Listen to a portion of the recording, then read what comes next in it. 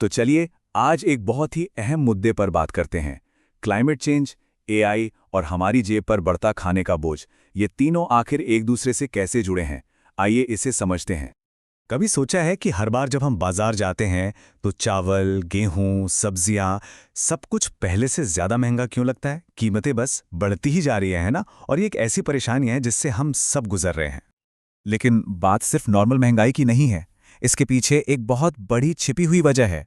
और अब AI data की मदद से वो पैटर्न सामने आ रहे हैं जो साफ साफ इशारा कर रहे हैं कि असली वजह क्लाइमेट चेंज है। तो चलिए सबसे पहले देखते हैं कि इसका असर शुरू कहाँ से हो रहा है। और इसकी शुरुआत होती है हमारे खेतों से, बिल्कुल वहीं से जहां हमारा खाना उगता है। देखते हैं कि क्लाइमेट चेंज फूड प्रोडक्शन पर सीधा असर कैसे डाल रहा है। देखिए, दुनिया भर के एआई क्लाइमेट मॉडल्स ना इन अलग अलग घटनाओं को जोड़कर एक पूरी तस्वीर हमारे सामने रख रहे हैं। हो क्या रहा है?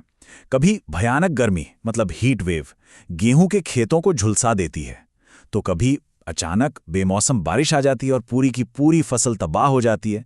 और लंबे सूखे का तो कहना ही क्या, वो तो फसलों को पनपने का मौका ही नहीं देता।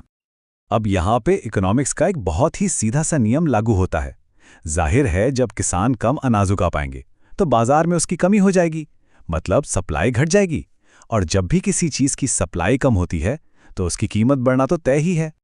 ठीक है, तो फसलों की बात तो हो गई। अब आते हैं एक और बहुत बड़े फैक्टर पर जो इस पूरी समस्या को और भी ज्यादा गंभीर बना रहा है, और वो है पानी। जी हां, पानी की लगातार होती कमी। और यहीं पर एआई का रोल बहुत दिलचस्प हो जाता है। एआई क्या कर रहा है? वो सैटेलाइट से मिले डेटा को एनालाइज करके बता रहा है कि कैसे दुनिया भर में नदियां सिकुड़ रही हैं और जमीन के नीचे का पानी, जिसे हम ग्राउंड वाटर कहते हैं, वो भी तेजी से नीचे जा रहा है। सोचिए, ये वो चीजें हैं जिन्हें पहले ट्रैक करना लगभग नामुमकिन था। तो अब इसका असर देखिए, ये एक चेन रिएक्शन की तरह है। पहला स्टेप, पानी कम, तो जाहिर सी बात है फसलें भी कम। स्टेप 2, फसलें कम, तो मतलब बाजार में खाने की सप्लाई भी कम। और तीसरा और आखिरी स्टेप, सप्लाई कम तो कीमतें आसमान पर। ये एक सीधी साधी चेन है जिसके पीछे का इंजन क्लाइमेट चेंज है। तो फसलें कम हो रही हैं, पानी कम हो रहा है, लेकिन कहानी यहीं खत्म नहीं होती। अब खेत से आगे बढ़ते हैं और उस सफर को देखते हैं जो खाना हमारे घर तक तय करता है।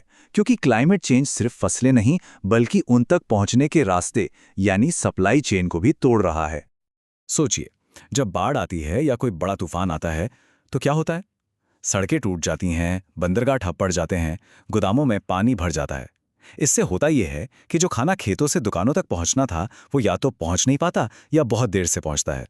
ट्रांसपोर्ट का खर्चा बढ़ जाता है। और ये सारा एक्स्ट्रा खर्चा कहाँ जाता है?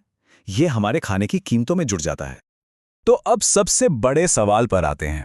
अगर सब कुछ ऐसा ही चलता रहा तो आगे क्या होगा? भविष्य कैसा दिखेगा? देखते हैं एआई का फोरकास्ट क्या कहता है। और एआई की भविष्यवाणी सच में चिंताजनक है। डेटा के मुताबिक अगर हमने अभी कुछ नहीं किया तो 2030 तक खाने की कीमतें आज के मुकाबले दुगनी या शायद उससे भी ज़्यादा हो सकती हैं। ये कोई छोटी मोटी महंगाई नहीं, ये एक बहुत बड़ा जंप होगा।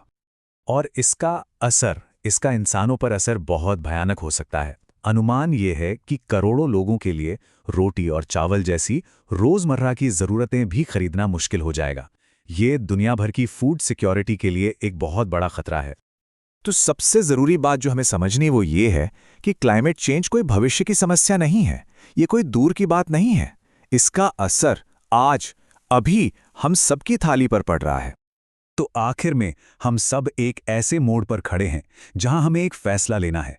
क्लाइमेट चेंज ये तय कर रहा है कि हमारी थाली में क्या होगा, उसकी कीमत क्या होगी और दुनिया में कितने लोग भूखे सोएंगे। सवाल बस इतना है, क्या हम अभी एक्शन लेंगे या फिर बाद में इसकी एक बहुत बहुत बड़ी कीमत चुकाएंगे? रास्ते दो ही हैं और दोनों बिल्कुल साफ हैं। या तो हम आज क्लाइमेट से जुड़े समाधानों में इन्वेस्ट करें या फिर कल इतनी महंगी कीमतों का सामना करने के लिए तैयार रहें जिन्हें चुका पाना शायद मुमकिन ही ना हो। चॉइस हमारी है। एक बात साफ है, एआई का डेटा पैटर्न्स दिखा रहा है और वो पैटर्न ये है कि क्लाइमेट चेंज का सीधा मतलब है महंगा खाना।